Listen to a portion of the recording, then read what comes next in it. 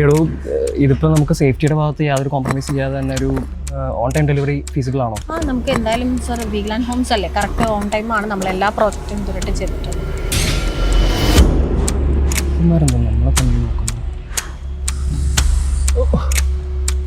ഞങ്ങളുടെ തലയിലും വീഴാൻ പോകുന്നേ ഇല്ലാന്നേ, കാരണം അതിവിടെ അല്ല. ഞങ്ങളിപ്പോൾ നിൽക്കുന്നത് 3 times national safety award winner കൂടിയായ വീഗാലാൻഡ് ഹോംസിലാണ്.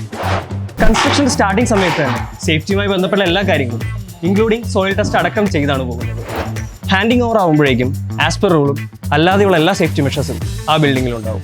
വർക്കേഴ്സിന്റെ സേഫ്റ്റിക്കായി safety training, tool room meeting, how to respond in emergency situation തുടങ്ങിയ എല്ലാം നമ്മൾ ഉറപ്പുവരുത്തുന്നു.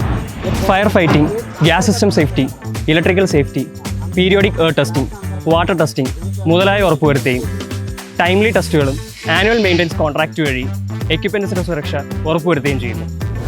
സുരക്ഷിതമായി താമസിക്കാൻ വേണ്ട എല്ലാ മെഷേഴ്സും, എന്തെങ്കിലും ഒരു എമർജൻസി വന്നാൽ അത് എങ്ങനെ പ്രവർത്തിക്കണമെന്ന് ഒരു മോക്ക് ഡ്രിൽ ട്രെയിനിങ്ങും നമ്മൾ ഉറപ്പാക്കും.